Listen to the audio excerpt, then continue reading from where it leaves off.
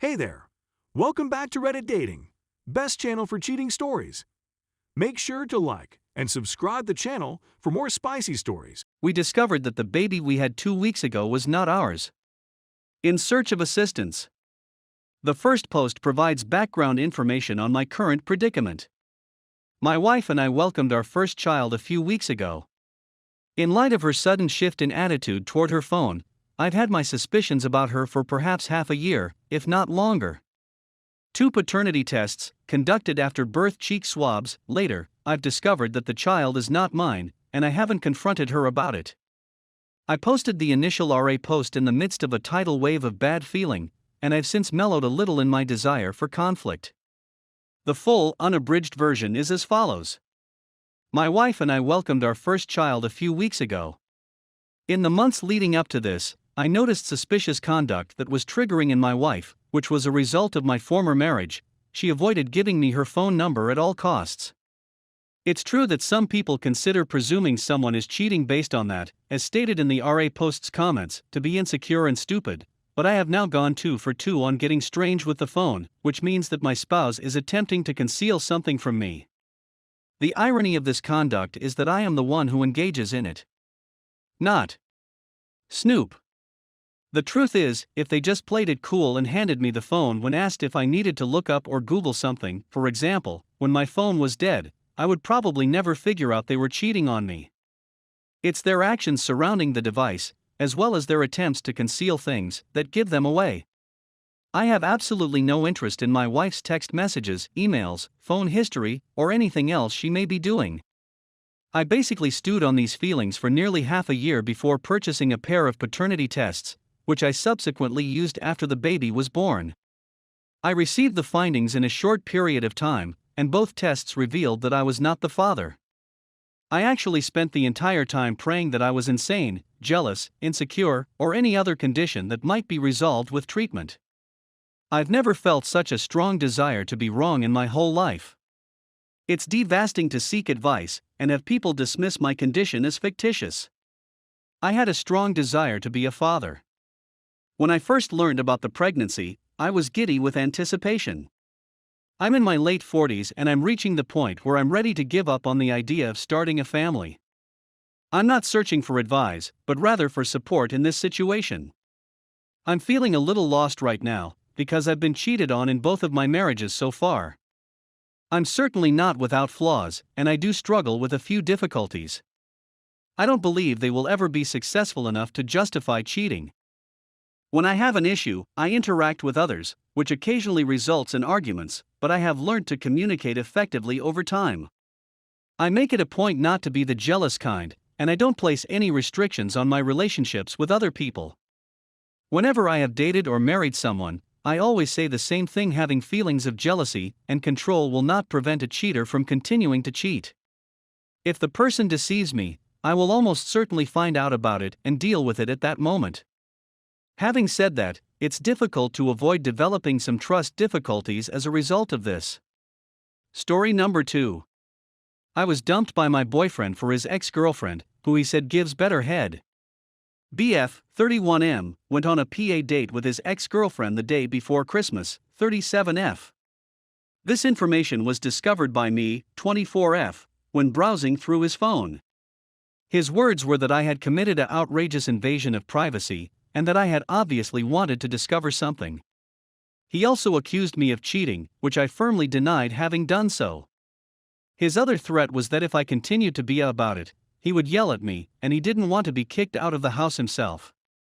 However, even though I continue to live with him, he has abandoned me, claiming that I was the one who dissolved the relationship. He struck me so hard that I fell to the ground and injured my hand while attempting to catch my balance on the ground. As a result of my pleadings with him to accept me back, he responded by blaming me of drowning him since I had become so dependent on him for my happiness. Whatever the reason for my writing this, it's probably to convince myself that I'm not nuts, and that I've been treated unfairly in the past several months. I, on the other hand, haven't. The feelings of bitterness and uncertainty overwhelmed me. His previous online relationships had always involved girls, and I was supposed to be fine with it. However, I wasn't at all okay with it. Despite the fact that he stated that it was not cheating, the situation persists. He claims that I abuse drugs to an excessive degree, and that this is my affair. For the interest of completeness, I should mention that I was completely clean before going out with him. My relationship with him prompted me to begin doing drugs, which was good at first, but he soon discovered that I had turned into a in the beginning. I was apprehensive about becoming his girlfriend since I didn't feel ready for a relationship and was worried about being hurt. Later on, I had a change of heart. He assured me that such an event would never take place. My ex-boyfriend claims I've transformed into a, and that this has caused him to lose interest in me, and therefore no longer loves me. I adored him with all of my heart and soul. I assumed he was going to be my forever boyfriend, and I never in a million years expected he'd do something as he did. I was really shocked. Every single individual who came up to me and asked me out got turned down on the spot. When a co-worker attempted to have intercourse with me, I politely declined and told him I had no desire. The most of the time, my partner was very possessive and accused me of cheating on him on a daily basis, which I categorically denied. Having threatened to end our relationship if I didn't grow the up and stop sobbing over him talking about or with other girls, he told me that I would be sacked. I would still let him back into my life if he indicated a desire in returning with me. I'm not sure what you're referring about though.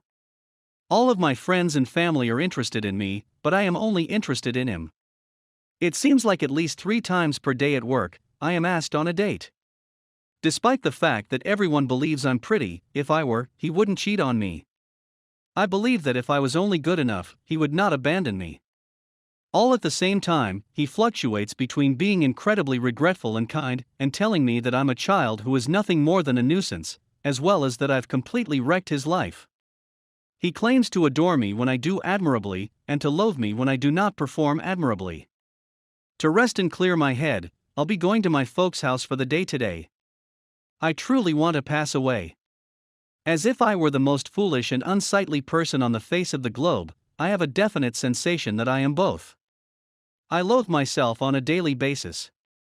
This is all new to me, and I have no idea what happened to make me behave in this manner before. Please be of service to me. Which course of action should I take, and how can I get back on track? I'd want to point out that I've known this man for approximately 5 years, and we've had an intermittent relationship for approximately the same period of time. Before re-entering the relationship, I had to go through a period of self-realization. He's never had a problem like this before, and he's never cheated on anyone in his entire life. When I woke up the next morning, I was sobbing and puking in my bed. I didn't want to myself by calling into work. I'm at a loss for what to do. Please help me out if you can. Story 2. Coming up on 1 year after D-Day with my 31M wife, 30F, who cheated on me for over a year. Feeling conflicted. When I found text exchanges between my wife and a coworker on her phone on New Year's Eve last year, I was ecstatic. Because the conversation took place on WhatsApp, I was able to download and transmit myself the whole conversation. There were some quite explicit interactions, most of which were initiated by her, and she was the one who initiated them. She was being conceited and self-centered. AP even suggested that they should take a break if she is not willing to leave me for him at the end of their discussion. We were on the point of divorcing, but our parents pushed us to focus on healing our 2-year marriage rather than ending it. A small number of individuals are aware of its existence. So, to be more specific, I was betrayed by my husband, without any intimacy on my side, for more than a year throughout our 2-year marriage. We're nearing the 1-year anniversary of our discovery, and I can confidently state that our relationship is stronger than it was a year ago. In addition to spending a lot of time together, having a nice time, and so forth, however, the memories have been causing me a tremendous deal of grief in recent weeks. It seems that every change in temperature, aroma, or holiday event brings up memories of the prior year, and I'm becoming more angry of the situation. As a reader of such stuff, I have likewise spent much too much time. They have been deleted since March.